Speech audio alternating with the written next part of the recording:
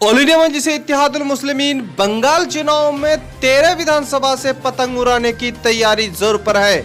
इस वक्त हमारे साथ कमाल अमरोही है। ये खबरें सोशल मीडिया और मीडिया में लगातार वायरल है कि मजलिस इत्तेहादुल मुस्लिमीन का अब आखिरी में जोरदार वहां एंट्री हो रहा है। 13 सीटों पर चुनाव लड़ने का पूरा दा मुकम्मल इरादा हो चुका है और साथ ही साथ निर्दलीय प्रत्याशी को भी वो जहां जहां उतारेगी वहां वहां सपोर्ट भी करेगी। अब इस खबरों को लेकर जिस तरह से कल से ही बंगाल का सियासी माहौल और गर्म हो चुका है, सीधे कमाल अमरोही के पास हम जाते हैं और वहां से आपको अपडेट देंगे कि इस वक्त बंगाल का चुनावी माहौल अब बैरिस्टर असदुद्दीन ओवैसी का जो है मजबूती के साथ एंट्री होने के बाद किस तरह का वहां पर माहौल है, ये जानने का प्रयास कर रहे हैं।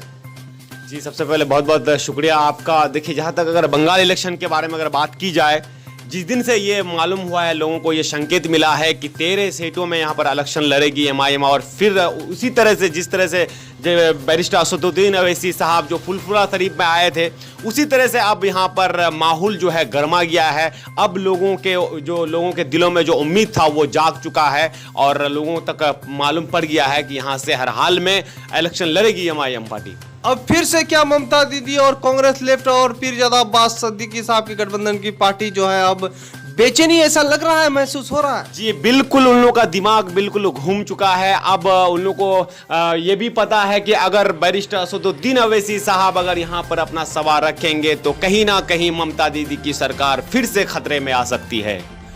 बताते चलें कि वहां पर जिस तरह से ममता दीदी और खासतौर पर कांग्रेस ये चाह रहे थे कि बैरिस्टर असदुद्दीन ओवैसी को बंगाल से भगा दिए, लेकिन अब बंगाल में मजलिस इत्तेहादुल मुस्लिमीन का फिर से एंट्री और 13 सीटों पे उम्मीदवार और कांग्रेस के गढ़ में खुद वहां पर चुनाव लड़ने की तैयारी में है। कमाल अमरोही साहब, मुर्शिदाबाद मालदा पर किस तरह का माहौल अभी देखने को मिल रहा है? जी देखिए, मालदा और मुर्शिदाबाद में मुसलमानों की आबादी ज़्यादा है और वहीं पर अपना जो कैंडिडेट है वहीं से उतारेंगे तो कहीं ना कहीं विपक्ष को बहुत ही यहाँ पर खतरे का सामना करना पड़ेगा। और देखिए, सुनने में ये भी आ रहा है कि बैरिस्टर असदुद्दीन ओवैसी साहब जो विधानसभा से जो निर्दलीय जो उम्मीदवार रहेंगे, वहाँ से जो निर्दलीय उम्मीदवार जो लड़ेंगे, उनका भी सपोर्ट रहेगा, एमआईएम का भरपूर सपोर्ट रहेगा। बैरिस्टर असदुद्दीन ओवैसी साहब उनको सपोर्ट करेंगे तो कहीं ना कहीं याद आ रहा है इसी चीज़ से कि जैसे कि गुजरात में जैसे कि बैरिस्टर असदुद्दीन ओवैसी साहब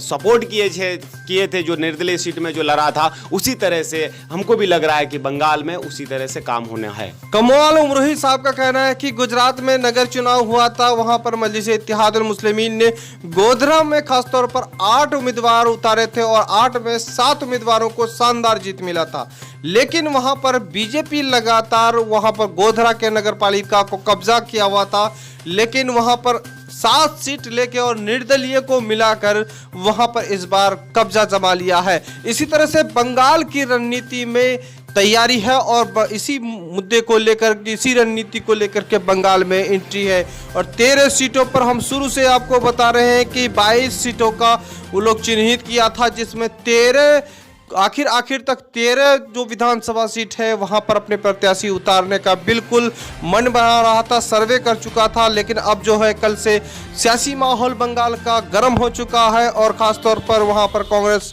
लेफ्ट और टीएमसी को बड़ी बेचैनी आ गया है कि अब जो है फिर से हैदराबाद के शेर यहां पर 13 विधानसभा में पतंग उड़ाने की तैयारी है।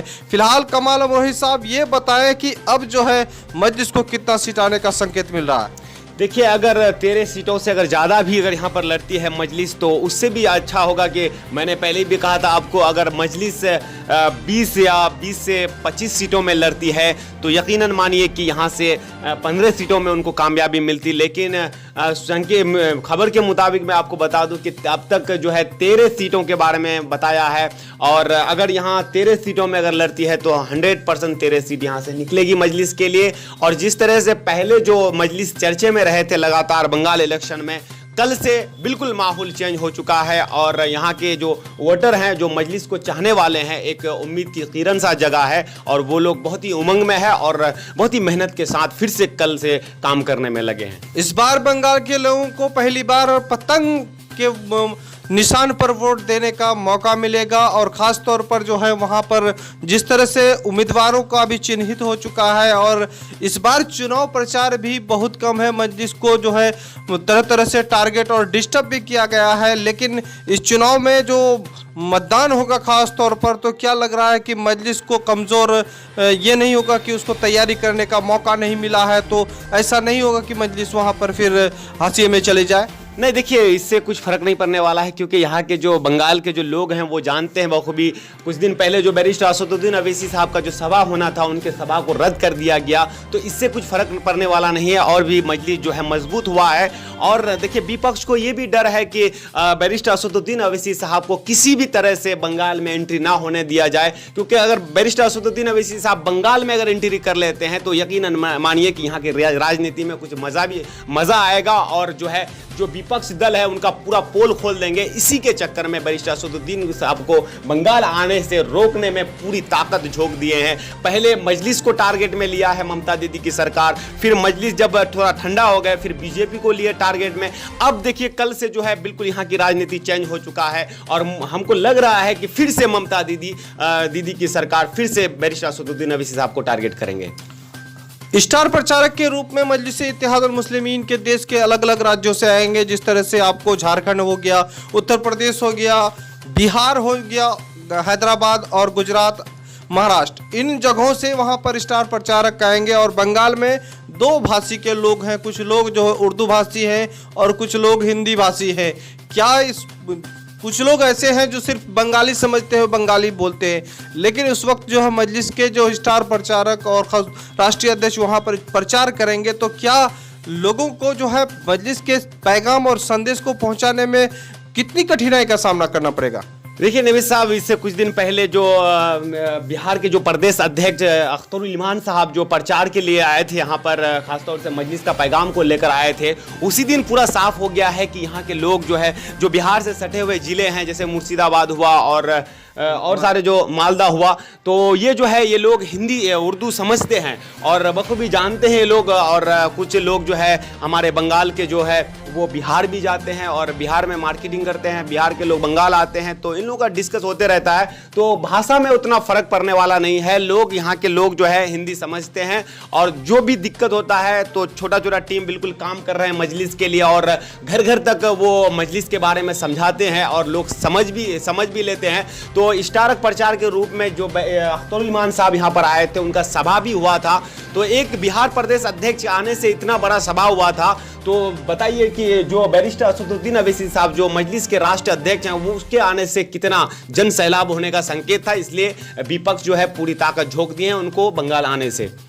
अब ऐसा लग रहा है कि हमको यहाँ से साफ दिख रहा है इस वक्त की मालदा, मुर्शिदाबाद, ग्वालपोखर, चकुलिया, इन विधानसभाओं में मजलिस खाता खोलते हुए दिखाई दे रहा है। क्या आपको लग रहा है? जी बिल्कुल, यहाँ पर एक तरफा इलेक्शन होने वाला है। हर हाल में यहाँ से मजलिस को कामयाबी मिलेगी। देखिए जो यहाँ के जो वोटरों के दिल में जो आपका ये पीरजादे अब्बास सिद्दीकी साहब जो बसे हुए थे, वो क्यों बसे हुए थे, मैं आपको खुलासा करना चाहूँगा कि लोगों को यहाँ पर मालूम था कि अब्बास सिद्दीकी साहब मजलिस के साथ बैरिस्टर असदुद्दीन अवैसी के साथ गठबंधन में लड़ेंगे, इसलिए यहाँ के लोगों का चाहत ज़्यादा था। जैसे ही वो लेफ्ट में चले गए हैं, लोग यहाँ के लोग जो है बिल्कुल उनसे खफा है और मजलिस का इंतजार करते थे बहुत बेसब्री से। और देखिए कल मालूम भी पड़ रहा है कि 13 सीटों में इलेक्शन लड़ेंगे और एक नया जो है उमंग आ चुका है और एक नई किरण जल चुका है यहाँ पर मजलिस के लिए।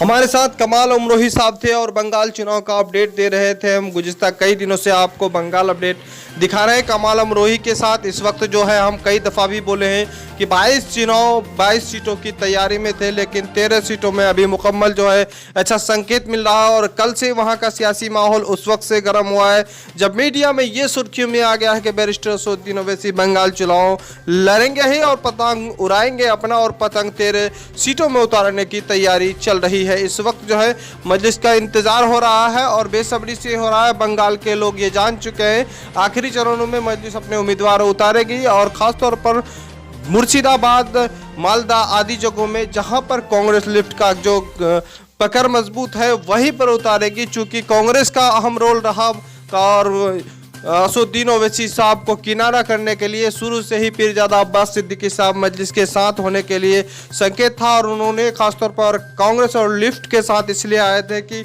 ताकि मजलिस को भी इस गठबंधन में शामिल किया, लेकिन मजलिस को हाशिए में छोड़ करके वहां पे रणनीति को खराब करना चाहा, जिससे मजलिस को काफ़ी हालांकि कठिनाई का सामना करना पड़ा।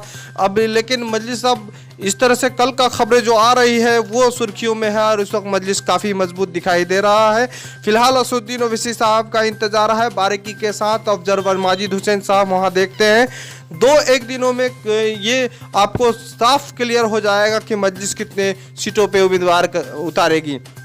फिलहाल आप देख रहे हैं द मैसेज न्यूज़। इस तरह से न्यूज़ पाने के लिए हमारे चैनल को सब्सक्राइब करें और अच्छा लगे तो लाइक करें और दोस्तों को शेयर करें। खुदा हाफिज़।